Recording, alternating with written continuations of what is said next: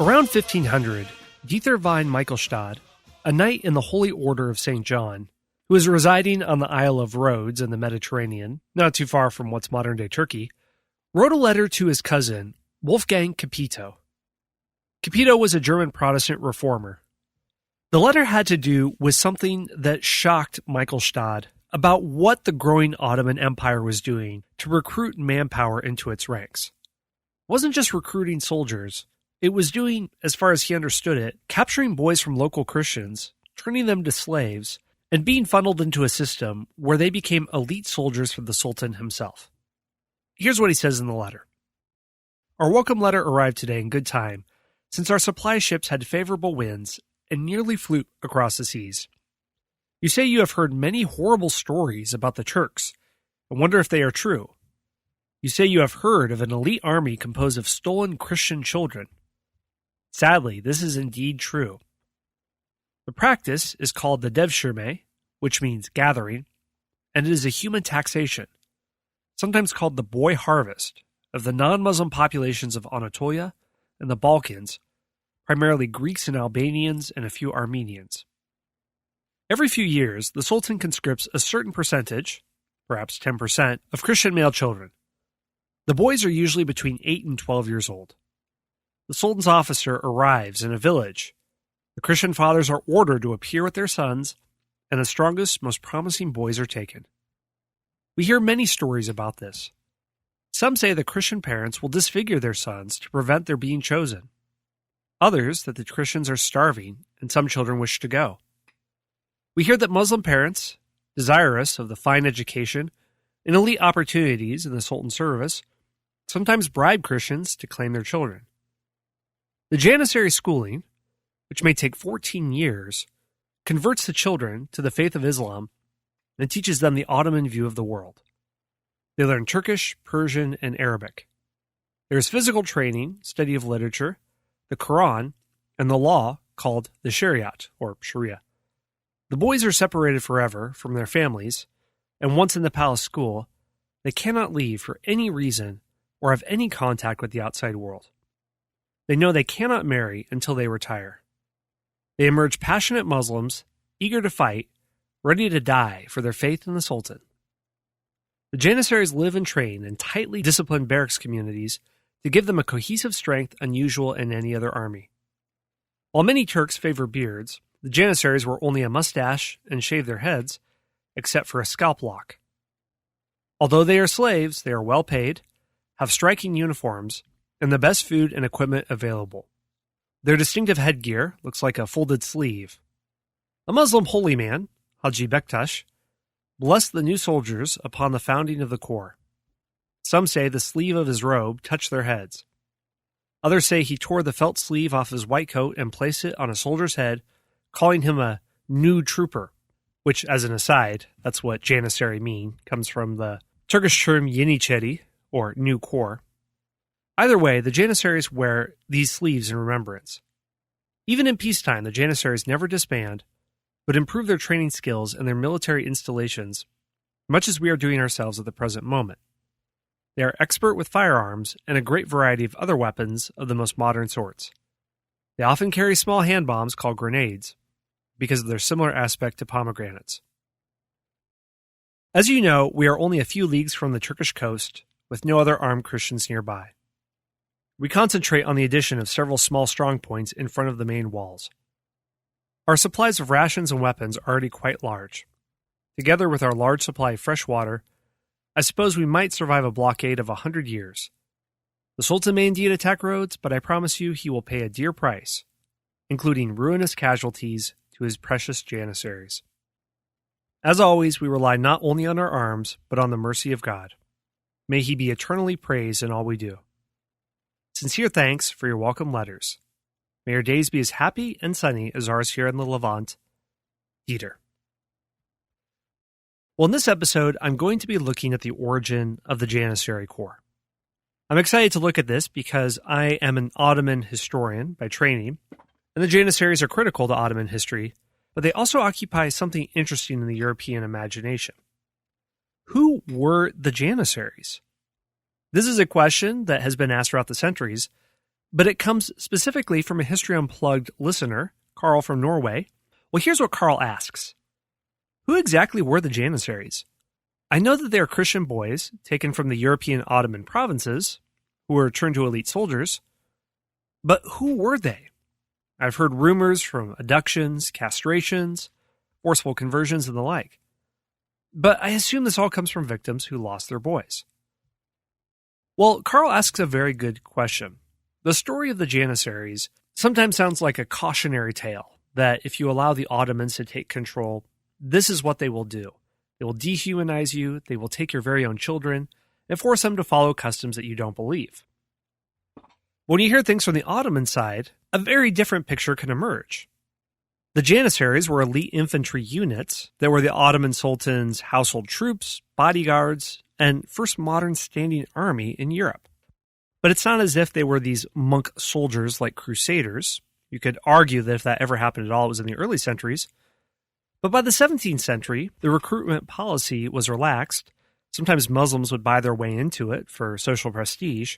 And the Corps lost its military character and became completely corrupted and a drain on the Ottoman economy until it was forcefully and violently disbanded in 1826, kind of like the way that the Knights Templar were violently put down in the 1200s.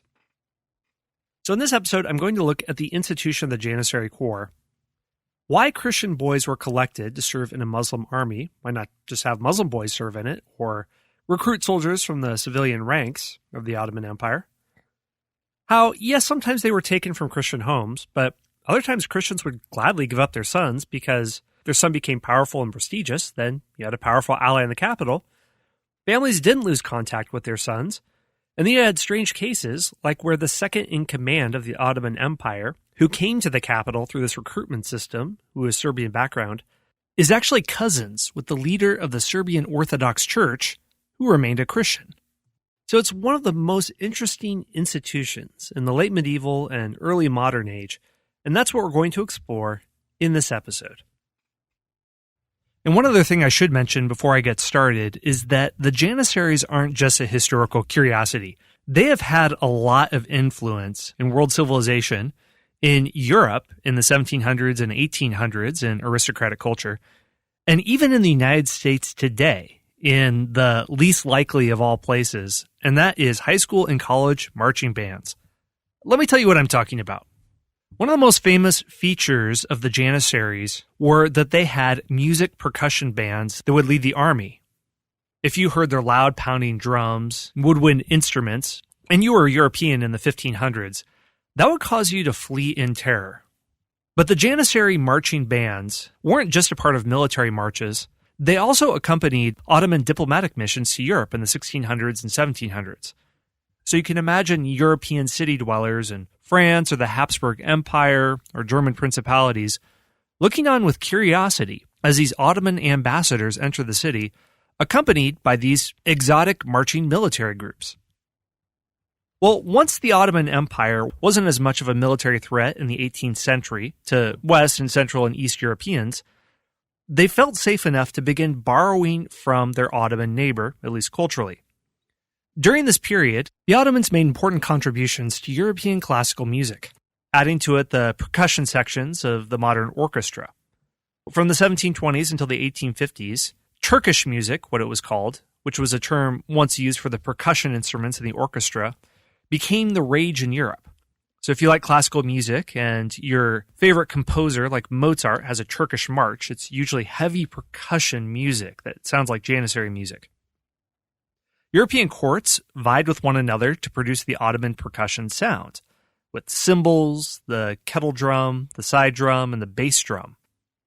This music originated with the Janissary band that marched with the Ottoman armies to inspire the troops and strike terror into enemies' hearts, became a feature of classical music. Europeans would also dress up in these costumes and play this music. For example, shortly after Mass on September 17, 1719, 300 men in Janissary uniforms marched through the gates of Dresden. This would have caused panic in the city a century ago, but as the soldiers advanced toward the palace, Italian acrobats rushed to wrap their turbans for the evening's entertainment, and this procession marked the marriage of Prince Friedrich August II to Maria Josepha of Austria. Here's other examples of Janissary music being popular. King Augustus II of Poland, who ruled from 1697 to 1733, so loved Janissary music that a sultan gifted him with a band of 12 to 15 players. Empress Anne of Russia thought that she needed one as well, and in 1725 sent to Istanbul for a similar group. By 1741, the Vienna Habsburgs had their own, and so did the Prussian king in Berlin. This is where Janissary music affects European culture. Here's another strange way that the Janissaries affect marching bands in the United States. One custom that developed with the Janissaries is that the head of the Janissary band kept time by holding a mace, which is a weapon in warfare, and would use it to mark time. This evolved over time into the baton of the drum majorettes, which is thrown into the air in parades and at football games everywhere in the United States. Famous symphonies that have Janissary-style music include Beethoven's Ninth Symphony, Haydn's Military Symphony, Rossini's William Tell Overture, and major piano sonatas of Mozart. So this is the influence of the Janissaries. But let's jump in right now and talk about the origins of them, and more specifically, the origins of the system, the Devshirme, in which young boys would be collected and recruited and sent to Istanbul to become this elite military unit. Now, this system of reaching across religious boundaries, where the Islamic Ottoman Empire would collect Christian boys, wasn't a system that was exclusively practiced by the Ottomans. In Europe, Jews and Christians would also reach across religious boundaries for their own benefit.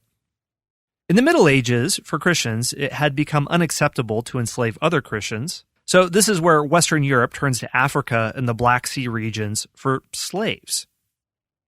Jewish merchants wouldn't charge interest to their co-religionists, so they charge interest to Christians. The Muslim Ottoman Empire wouldn't enslave fellow Muslims for their military, so they did this with Christians.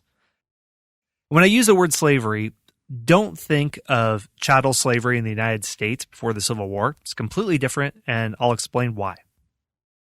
The Devshirme system allowed for mobility for males, so peasants could rise to the highest military and administrative positions in the empire, except for the Sultan himself. And it was a means for the empire to tap into the manpower resources of its many Christian subject populations. Especially in the early centuries of the Ottoman Empire, it had way more Christians than it did Muslims. Now let's get into how this system develops. And to talk about how it develops, we have to talk about the early Ottoman Empire. The Ottoman Empire started in 1299 or 1300 with the emergence of the first Sultan, Osman. He emerged in what is today northwestern Turkey, or northwestern Anatolia. And for lack of a better term, the state of Anatolia at this time was, well, cowboy country. Constantinople was still held by the Byzantine Empire, but the Byzantines were very weak at this time, and Anatolia was mostly populated by different beyliks, or different principalities of semi-nomadic groups that would raid and plunder. And government was very informal. The first Sultan Osman and his son, Orhan, distributed land and commanderships to members of their family and to warriors in their entourage. The Ottoman Empire turned into an empire over the decades and centuries, and it conquers Constantinople in 1453 and builds palaces and mosques. But that's not the case in the early 1300s. These are warriors on horseback who are constantly on the move. And we barely have any written documents from this time period because there wasn't that much administration. Okay, but the Devshirme system probably comes around with the reign of Murad, who is the third sultan of the empire. In order for him to rule his growing state, he can't have a bunch of equals and retinues around him. He needs to consolidate his power. He is the first sultan to execute his brothers, because any son of a sultan would have equal claim to the throne. They didn't practice primogeniture, where the first son automatically gets hold of the throne.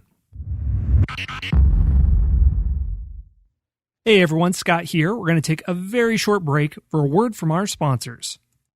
I'm Scott from the History Unplugged podcast. History can be a bit of a tongue twister with its weird-sounding names of people, places, and things, but it really isn't that confusing. History is the story of who we are and how we comport ourselves while soaring to victory in battles over forts, seaports, and cities that fortunately thwarted the schemes of villains and their blood sports, like the 1415 Battle of Agincourt. It's about legal battles in courts, about the contortion of torts over the retorts of consorts that turned into kangaroo courts. I exhort you to listen to History Unplugged on the podcast player of your choice, and you can listen to it while wearing shirts, shorts, skirts, skorts, or jean jorts. I'm Scott from the History Unplugged podcast. History can be a bit of a tongue twister with its weird-sounding names of people, places, and things, but it really isn't that confusing. History is the story of who we are and how we comport ourselves while soaring to victory in battles over forts, seaports, and cities that fortunately thwarted the schemes of villains and their blood sports, like the 1415 Battle of Agincourt. It's about legal battles in courts, about the contortion of torts over the retorts of consorts that turned into kangaroo courts. I exhort you to listen to History Unplugged on the podcast player of your choice, and you can listen to it while wearing shirts, shorts, skirts, skorts, or jean jorts. So, the Ottoman realms are no longer the shared patrimony of all members of the ruling family. Sultan's sons hold offices as provincial governors and army commanders, but it's under strict control of their father. And Murad also had to deal with semi-independent local dynasties, so this is clearly limiting his power. He needs a system of power that he can have direct control over. He doesn't want to just be the most powerful in a confederation of semi-nomadic frontier lords who are his allies and vassals instead of his servants. So Murad and his successors had to secure a following who were subordinates rather than confederates and had his unquestionable loyalty. And to describe how the Devshirme system is set up, I'm using Colin Imber's book called The Ottoman Empire, 1300 to 1650, The Construction of Power. If you want to read in way more detail, this is a good book, although it's pretty academic, so be warned. So the best way to expand the Sultan's household was through a complex system of recruitment and enslavement. The Ottoman Empire needed a professional military force, not just independent Turkish warrior lords. They needed new soldiers, and that's what Janissary means in Turkish, or where the term Janissaries comes from. So established in the 1370s, the Janissary Corps served as the Sultan's bodyguard. It evolved over time into one of the first standing armies in medieval Europe. But where did these soldiers come from if they were going to be so loyal to the Sultan and you couldn't just recruit a horseback-mounted frontier warrior who played by his own set of rules? At first, the Sultan used prisoners of war to create his own independent military guard. Islamic law permits slavery, and prisoners of war, or people captured in war, could become a class of slaves.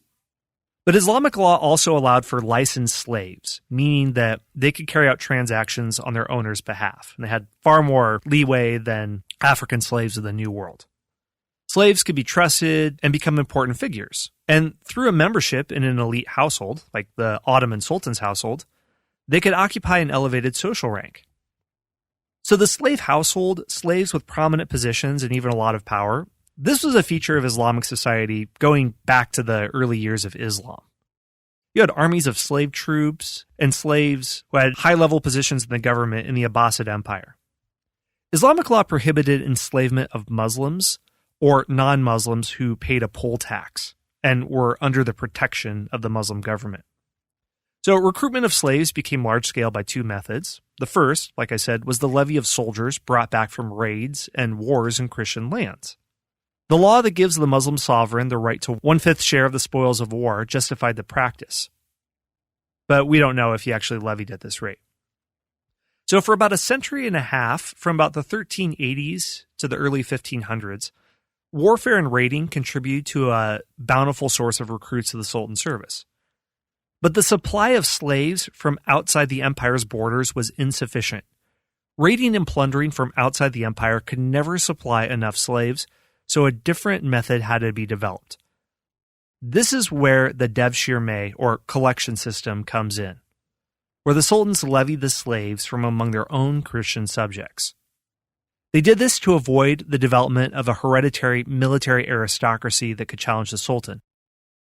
Interestingly enough, this system of collecting slaves from within the empire, from within the empire's Christians, was actually illegal according to Islamic law, because non-Muslims in the empire had the status of, protected infidels and couldn't be enslaved. There were questions about its legality among scholars in the 16th century, but these debates never affected the practice, and the collection became the main source of recruitment into imperial service between the 14th and late 16th century. So one of the main methods of building up the Ottoman military was through a method that was illegal according to Islamic law. So it just goes to show that if a practice is useful enough, and if it's been going on long enough, many people will turn a blind eye, even legal scholars who clearly know that it's not legal. The first reference we have to the Devshirme, one of the first, is a sermon in 1395 by the Metropolitan of Thessaloniki, an Orthodox religious figure, who writes sadly, "What would a man not suffer were he to see a child whom he had begotten and raised, carried off by the hands of foreigners, suddenly and by force, and compelled to change over to alien customs and become a vessel of barbaric garb, speech, impiety, and other contaminations." 2 years later, an Italian reported that the Turks seized boys of 10 to 12 years for the army.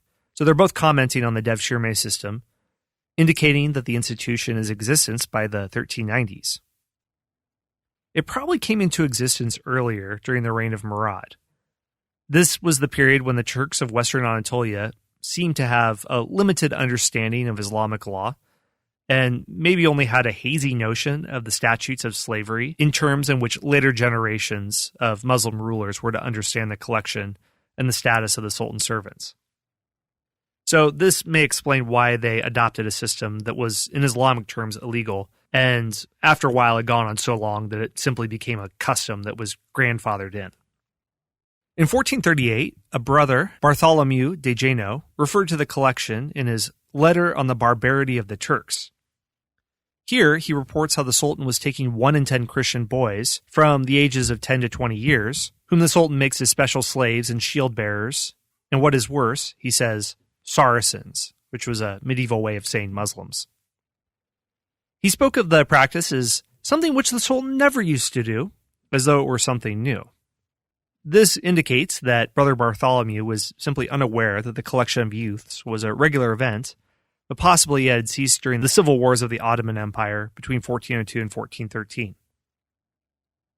Many traditional histories from the Balkans say that the Ottoman Empire would come to a village and collect 1 in 5 young boys.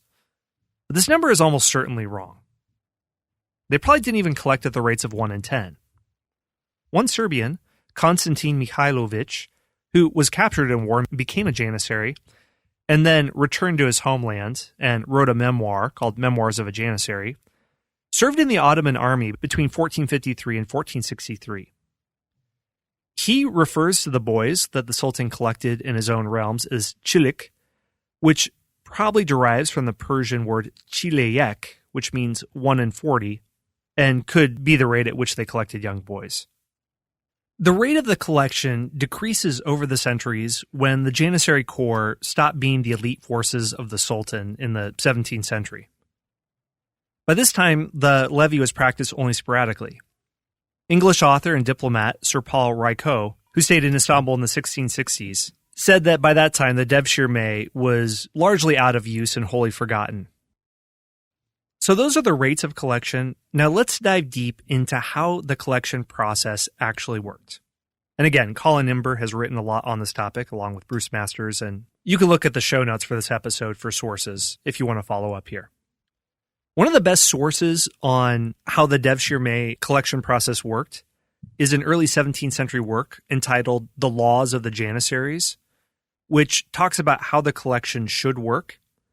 And it's probably a way to smooth out any deficiencies in the Janissary Corps by referencing the ideal practices of the past and laying out the process for selection. Here's how it begins.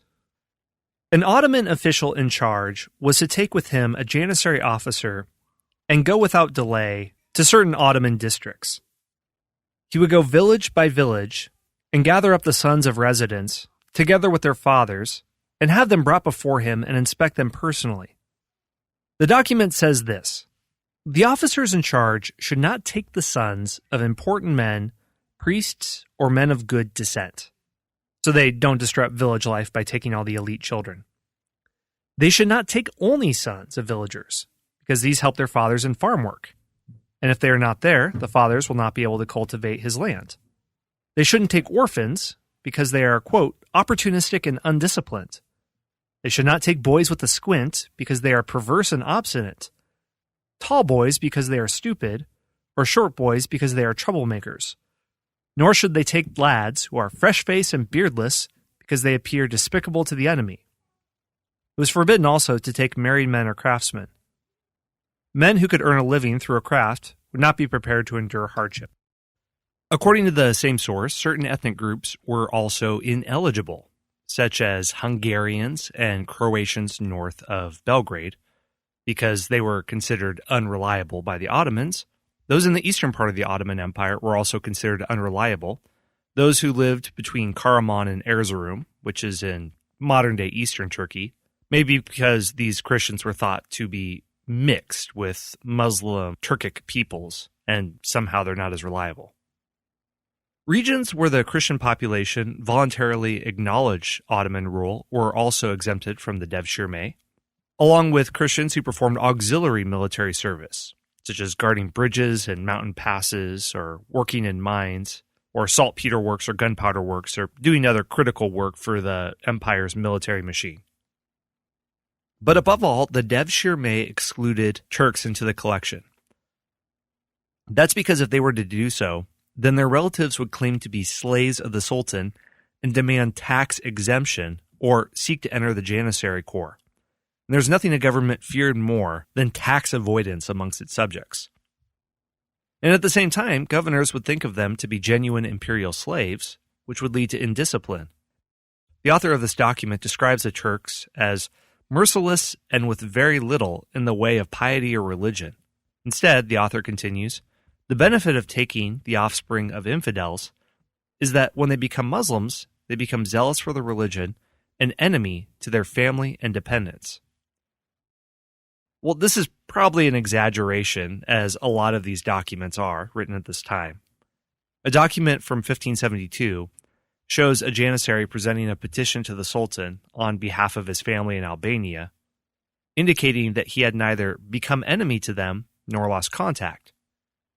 Similarly, a case in the Istanbul court register for 1612 to 1613 has an entry which records a case where a governor in Anatolia, who's clearly a product of the Devshirme system, collaborated with his brother, a local priest, in making illegal extortion from the population of his district. So if you were collected in the Devshirme, you didn't lose contact with your family. And we're going to see a case later where a chief advisor to the Sultan named Sokolu Met Pasha basically runs the empire, and he does so by creating a vast network of family members whom he has contact with from his province in Serbia, some of them Muslim, some of them Christian, and also a lot of high advisors to the Sultan would speak Serbian amongst each other when they were doing government business, and they still held on to their mother language, even if they spoke Turkish fluently. So the main areas where the sultans made the collection were the Balkan Peninsula and Anatolia. The Balkan Peninsula provided the most recruits because this was an area with majority Christian population, and this also had the highest population density of the Ottoman Empire. So even though we associate modern-day Turkey today with the Ottoman Empire, a lot of Anatolia was pretty underpopulated compared to the Balkans. And also, the majority of the population was of Turkish or Turkic background in Anatolia, and so not eligible. But according to the laws of the Janissaries, the Muslims of Bosnia were subject to the Devshirme because they requested and were granted this favor during their mass conversion to Islam after the conquest of the region in 1463. So while many tried to escape the practice, others saw it as an opportunity for upward social mobility and access to the Ottoman military and bureaucratic class. It's like getting a privileged internship in Washington, D.C., or the military special forces, if you want to look at it in the most positive light, which many people don't. Now let's look at the process when the Ottoman military shows up to town and the recruitment process really begins. When a decree was issued to collect Christian boys from a specified region, the recruiting officers ordered all the boys, their fathers, and their priests to appear before them. The official used baptismal registers provided by the priest to make sure about the right number showed up.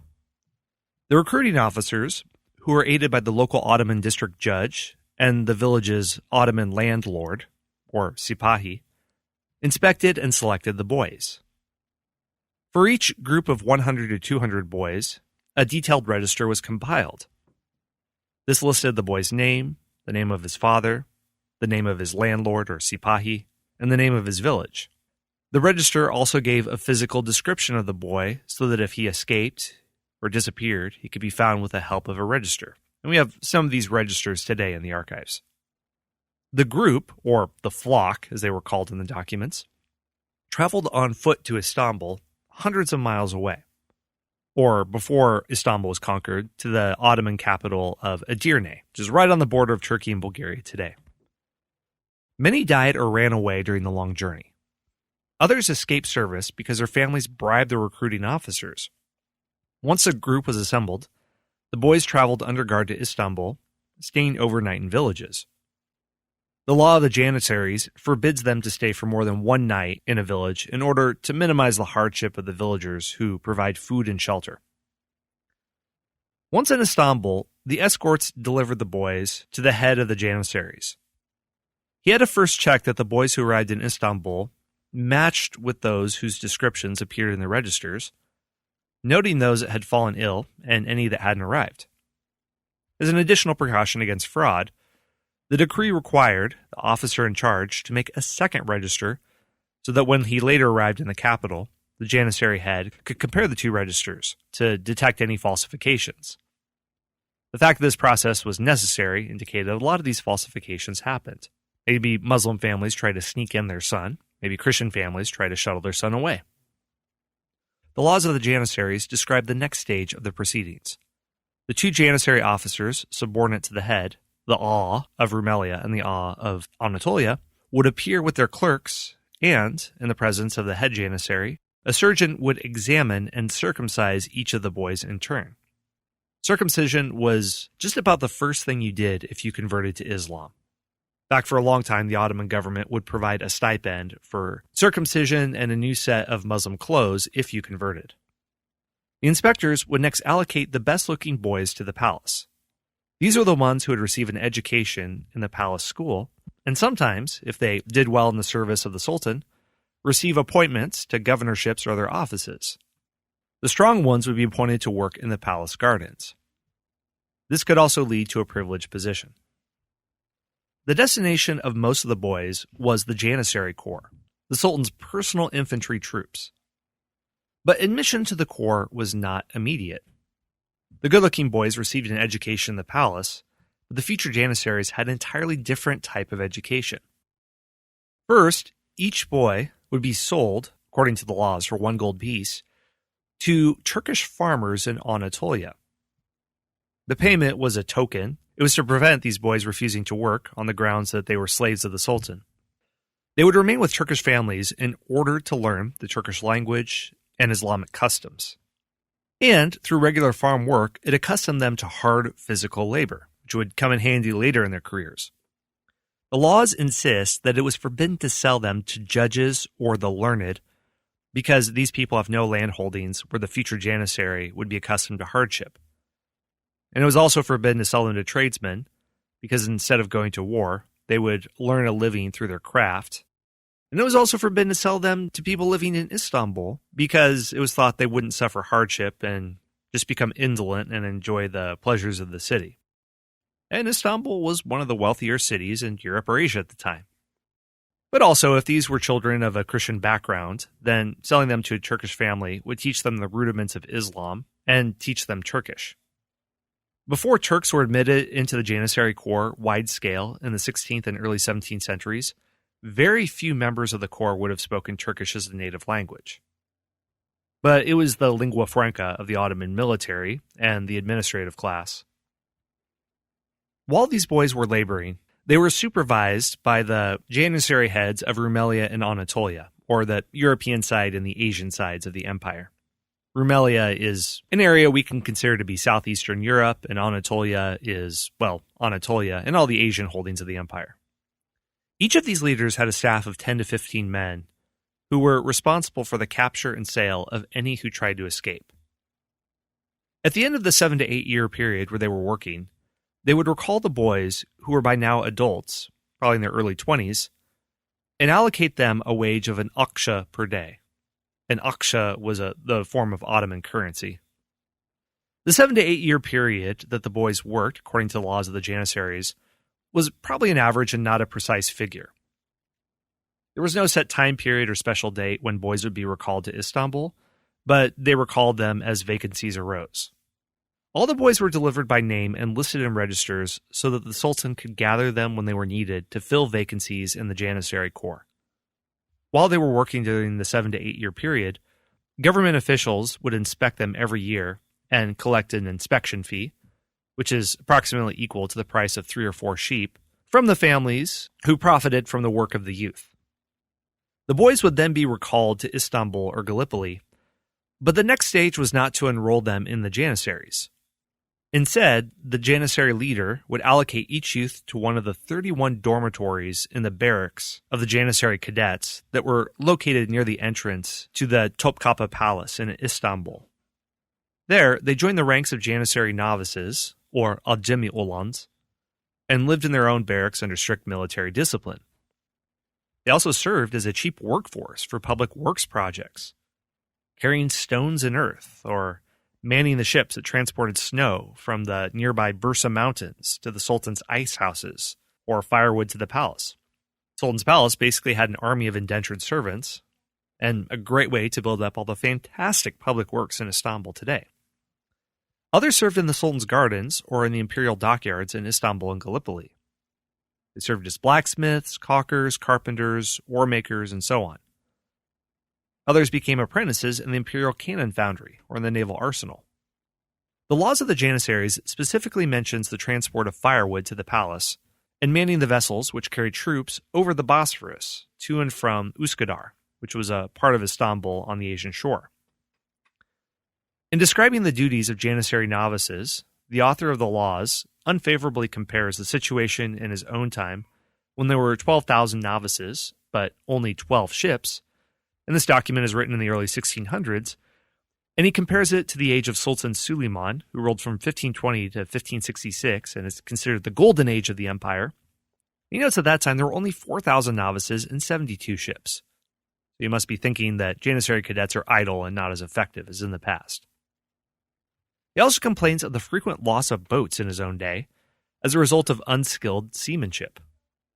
So these were some of the tasks that they performed, and Janissary cadets also worked in the imperial gardens, or as palace laundrymen or cooks, or apprentices in the naval dockyards in Istanbul or Gallipoli, where they worked as oar makers, bombardiers, blacksmiths, pulley makers, and oakum workers. Records from the late 16th century show them working as blacksmiths and builders in royal construction projects, such as the Selimiye Mosque in Edirne. Only after several years of such service did the novices become full Janissaries and fill in the vacancies in the corps of gunners, gun carriage drivers, bombardiers, or armorers in the Sultan's standing army.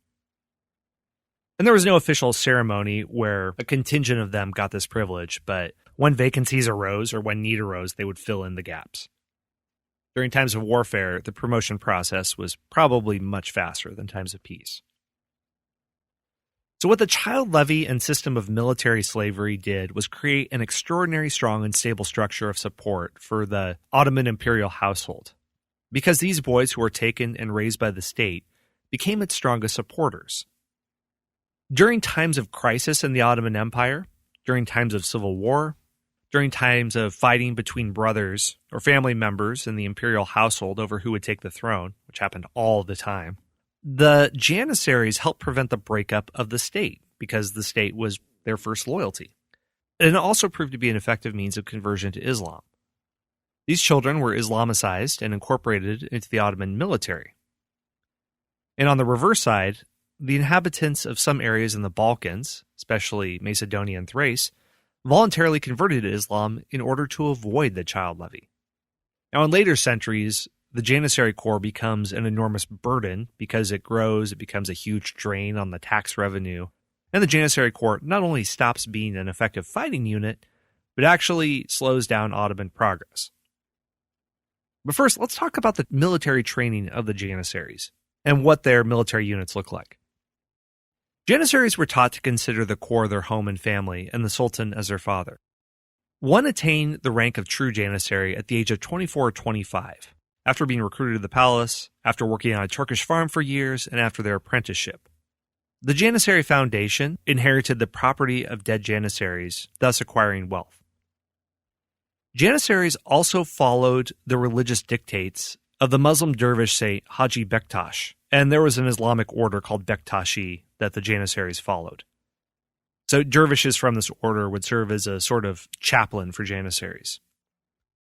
In their life and military service, they sort of resembled Christian military orders like the Knights Hospitaller or the Knights Templar.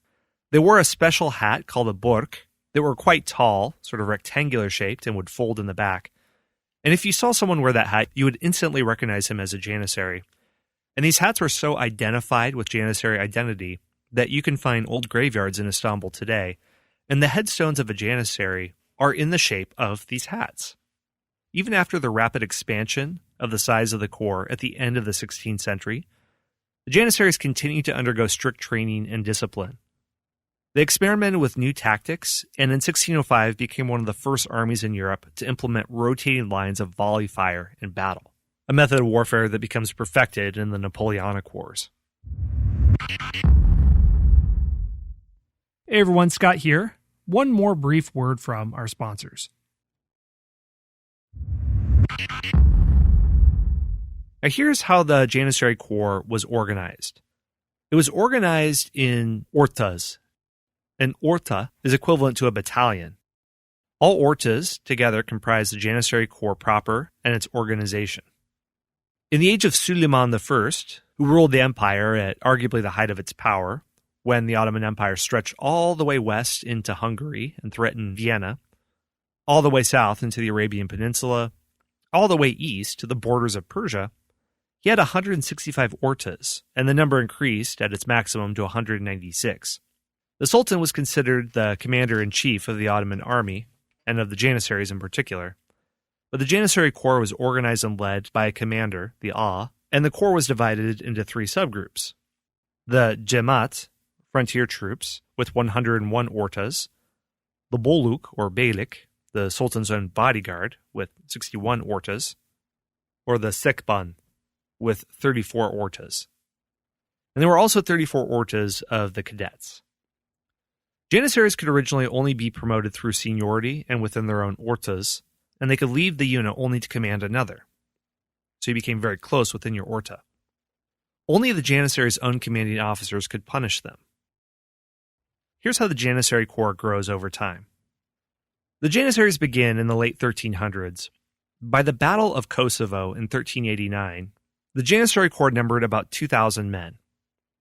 By the mid-15th century, when the Ottoman Empire conquers Constantinople in 1453, under Mehmet II, their number increases to 5,000. The Sultan doubled the size of the corps again by the end of his reign in 1481, when he goes on a conquering spree in the Balkans. By the middle of the 16th century, there were some 12,000 Janissaries and 7,700 Janissary novices.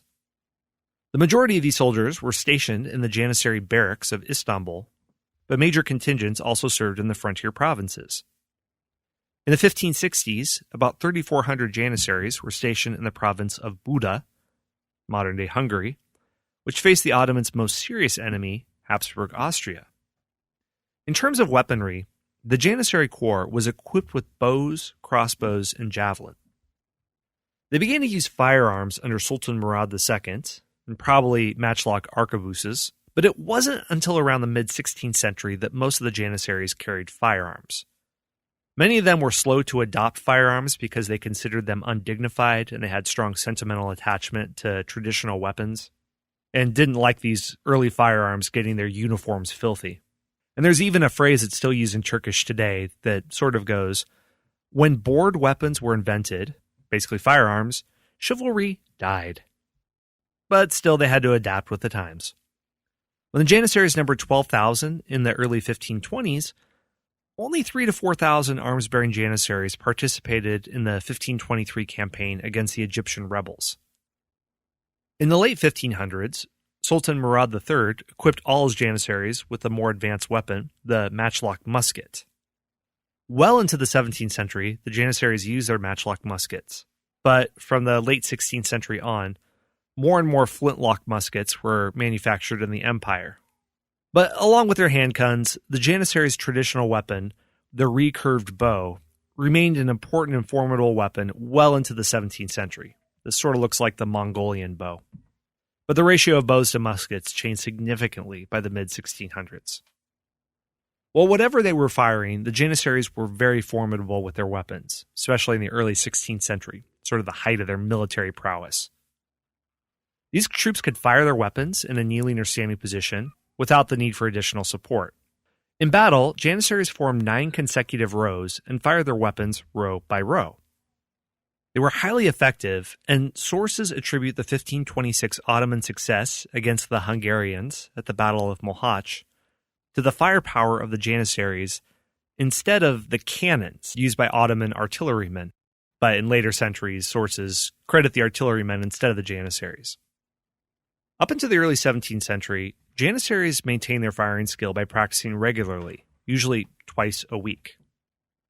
By 1606, the author of the Laws of the Janissaries is complaining about the decline of this practice, noting that the members of the Corps were no longer given powder for their drills, and that the soldiers used their wick for their candles and not in their shooting drills. By the early 1600s, the Janissaries seemed to have lost their firepower superiority against Hungarian and Habsburg opponents. Ottoman chroniclers note that the Janissaries couldn't seem to withstand the Habsburg and Hungarian musketeers. In 1602, the Grand Vizier reported from the Hungarian front that, in the field or during a siege, we are in a distressed position because the greater part of the enemy forces are infantry armed with muskets, while the majority of our forces are horsemen. We have very few specialists skilled in the musket. Well, in order to counter this situation, the Ottomans respond by increasing quantity over quality. The Janissaries numbered 12,800 in the late 1560s, but reached 37,600 by 1606, and then swelled to about 50,000 by the second half of the 17th century. These increases widened the pool of recruitment, and it now included Turks and other Muslims. But the widening of the Corps also led to a decline in military skill and put a burden on the state's treasury, which had faced deficits from the early 1590s. Partly because of the massive influx of gold and silver from the New World led to a crash in the value of these metals, but also because a lot of the classical Ottoman economy was based on land conquests, which mostly stopped from the 16th and 17th centuries onward. So to ease the burden on the treasury, in the 17th century, the Janissaries were allowed to engage in trade and craftsmanship. By the 18th century, the Janissary service had been radically transformed, and most Janissaries were soldiers in name only and had mostly become craftsmen and shopkeepers, but were still privileged with tax-exempt status as a reward for their so-called military service, for which they continued to draw pay. In reality, only a small portion of the Janissaries participated in military campaigns, and their performance was lackluster compared to earlier centuries. Well, before I talk about the downfall of the Janissary Corps, I want to highlight one story of somebody who went through the recruitment process, the Devshirme, and showed how interesting it could be and how fluid the lines could be between Muslim and Christian, and how people still had connections to their old identity, even though they were in name slaves to the Sultan and had completely abandoned their ties to the past. That is the story of a man who basically ran the Ottoman Empire at the height of its power, even though he wasn't a sultan, and that is Sokolu Met Pasha, and his cousin, the head of the Serbian Orthodox Church. Sokolu Met Pasha went through the Devshirme system, but he created a family political dynasty that resembles the Kennedys, or a business dynasty that resembles the Rockefellers. The main idea is that even though he came from a poor section of Ottoman society, he went through the Devshirme system, which, even though it was designed to recruit people that would be loyal only to the person of the Sultan, he flipped the system on its head and created a massive crony network where the Ottoman Empire was dependent on him and his family. So Sokolu Met Pasha was an Ottoman statesman.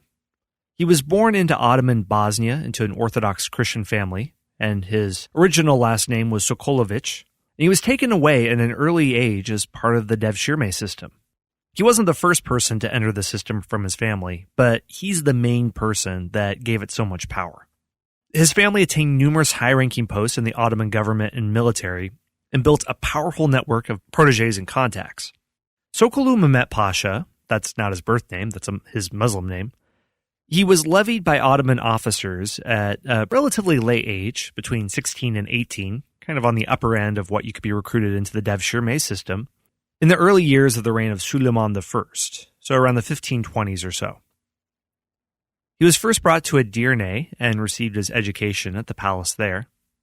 Then he was brought to Istanbul and served in the privy chamber.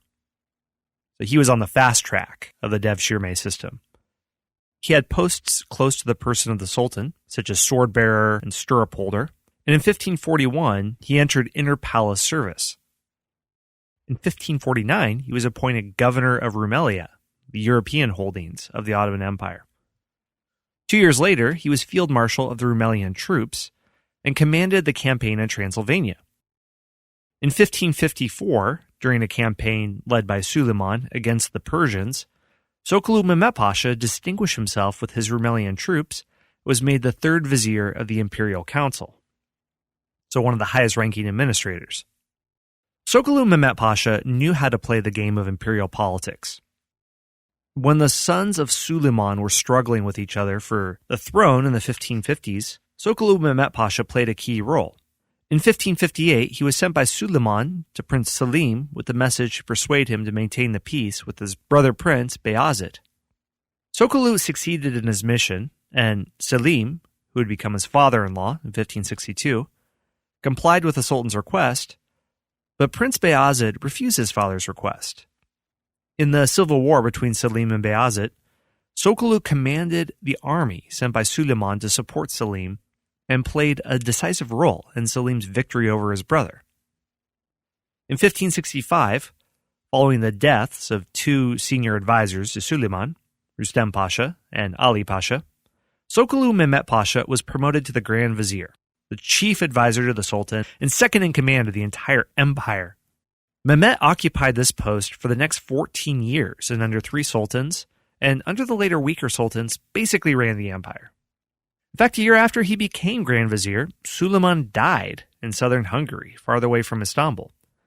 In order to prevent chaos among the soldiers and ensure the orderly enthronement of the next sultan, Sokolu Met Pasha kept Suleiman's death secret for weeks until Prince Selim reached the army in Belgrade. His control over this delicate political situation indicate his strategic skill and authority. While Sokolu Met Pasha rested on his vast network, mostly family members, at key posts in the empire. He would appoint his kinsmen to important offices, which was something he did before he became Grand Vizier. For example, he brought his cousin, the future Mustafa Pasha, to Istanbul and enrolled him as a page in the palace. Mustafa Pasha later became governor of Buda for 12 years. Later, a younger brother of this cousin, Mehmet, was appointed tutor to a royal prince. This Mehmet also became Grand Vizier. During Sokolu Met Pasha's reign as Grand Vizier, his eldest son, Hasan Pasha, became the governor of Diyarbakir in southeastern Anatolia.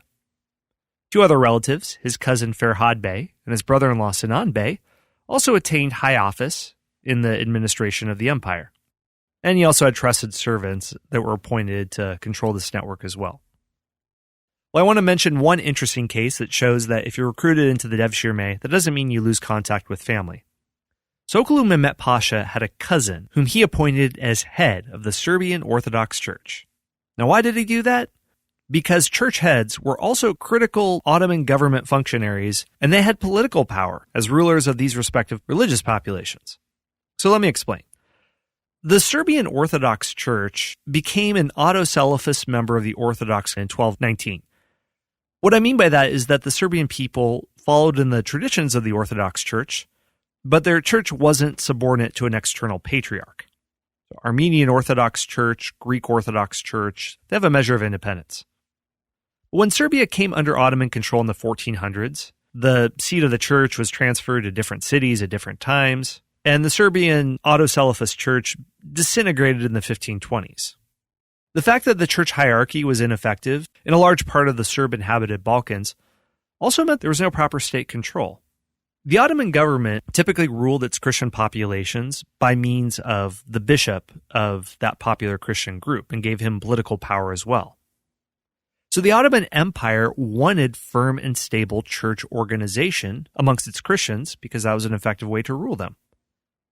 And leaders of these Christian groups were typically appointed by the Sultan's decree. So to resolve this problem, the Serbian Orthodox Church in Ottoman domains was restored in 1557.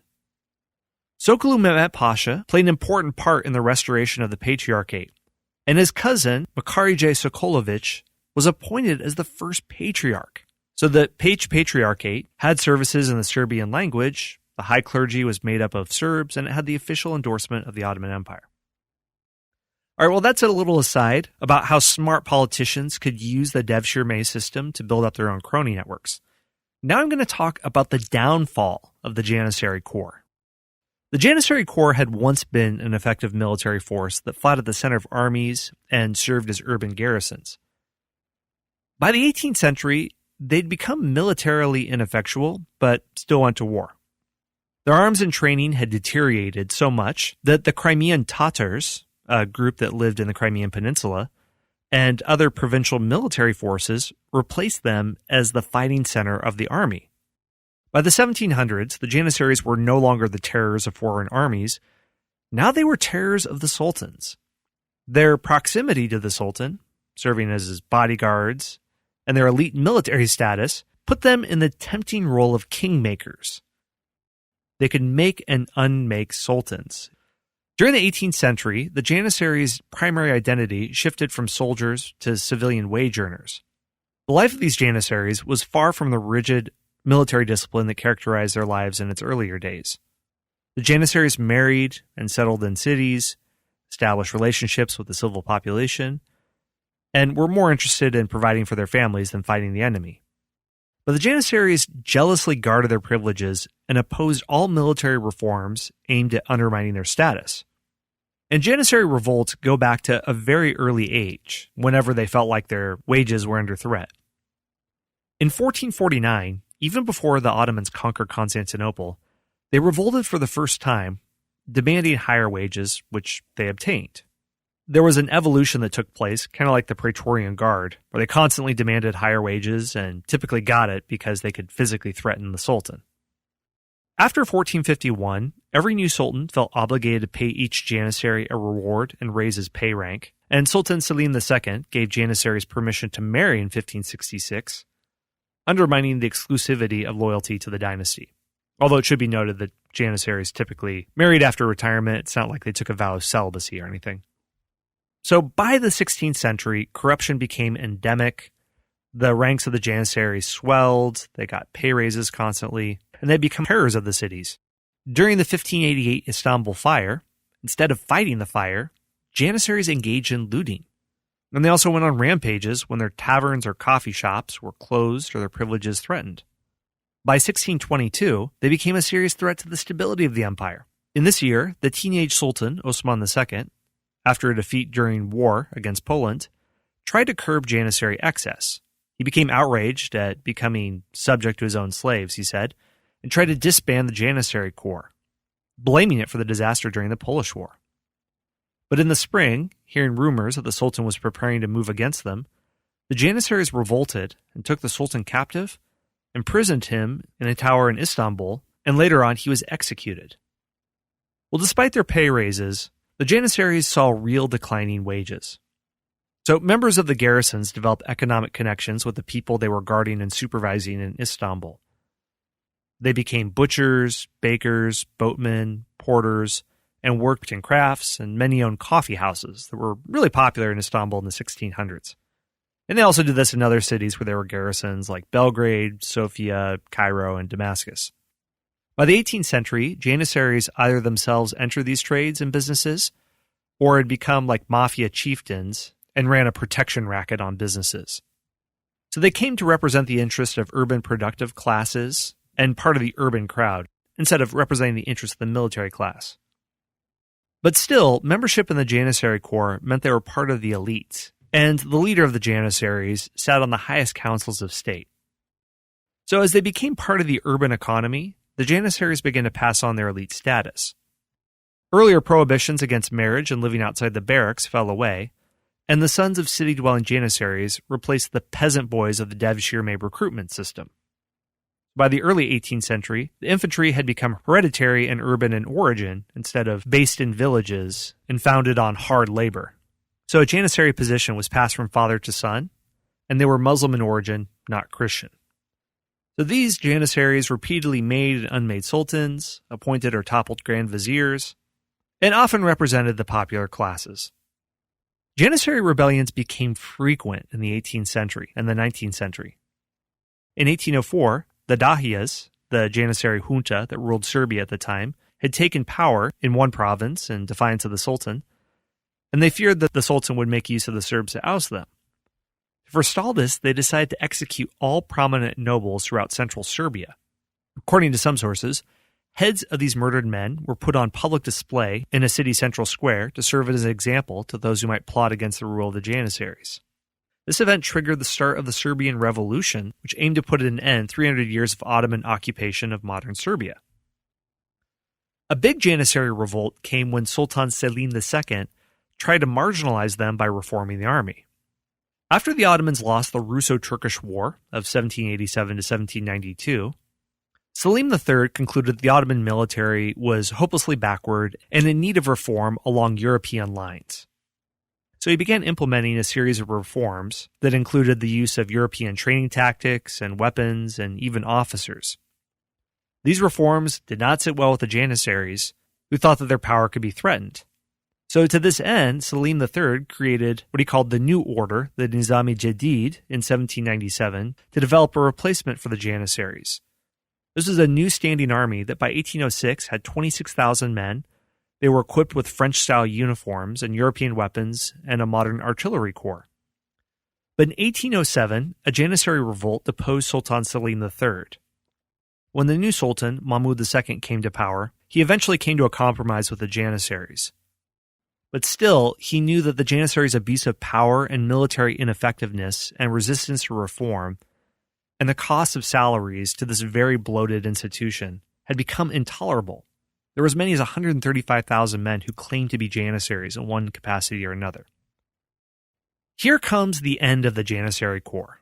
This was when Mahmud II moved against them and realized that he could only curb their power if he destroyed them once and for all. By 1826, the Sultan had quietly consolidated his power and planned to move against the Janissaries.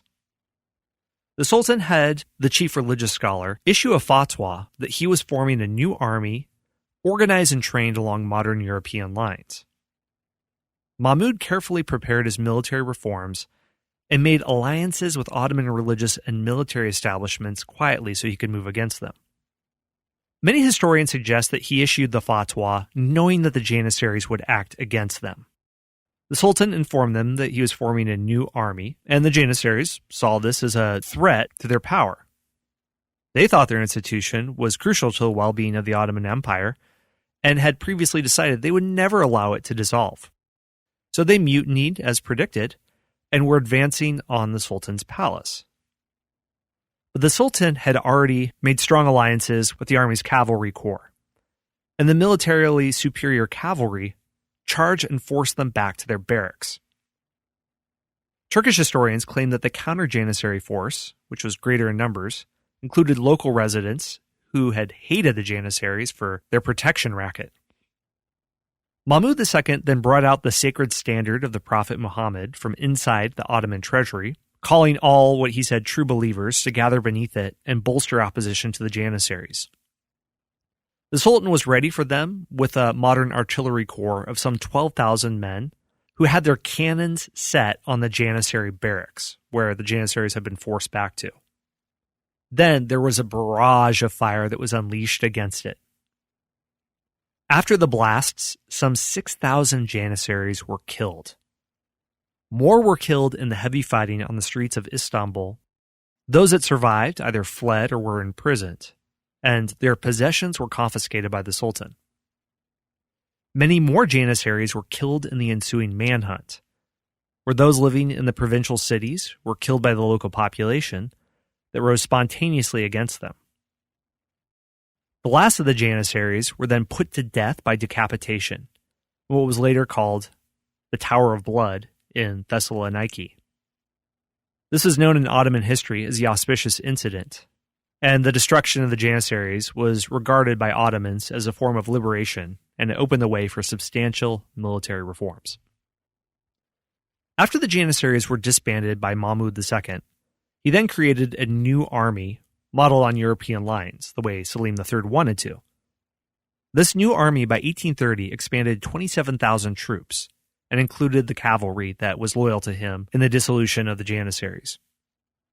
By 1838, all Ottoman fighting corps were included in the army. This military corps lasted until the end of the empire in 1923. Well, so what are the legacies of the Janissaries? Although they became ineffective and corrupt at the end of their reign, in the beginning, the Janissaries represented military discipline. They marched to distinct music. They were the first standing army in Europe since the Roman Empire, and it had an extensive and auxiliary support system that set them apart from other European armies. The Janissaries waged war as one part of a well-organized military machine. They had different corps to protect the Sultan, to fight on the frontiers, to repair roads, to do civic development, even to bake bread in the palace. They had an impressive war record that made the Janissaries a subject of intense interest and study by foreigners in their own time. And furthermore, through the recruitment system of the Devshirme, it created a group of soldiers that were loyal to the Sultan in a way that other armies in Europe were not to their king or their lord, and for a time made the Ottoman government much more stable than other governments in the world. Now, this system fell apart, but there are still lasting legacies of the Janissaries. As I said at the top of this episode, their musical contribution of their military bands figured into classical music, and even drum majorettes twirl a baton today in honor of the Janissary mace, even though most drum majors probably don't know about that. But the marching bands of the Janissaries has even made a comeback in their home of Turkey, even though it was the Turkish Ottoman government that destroyed them with cannon fire in the 1820s.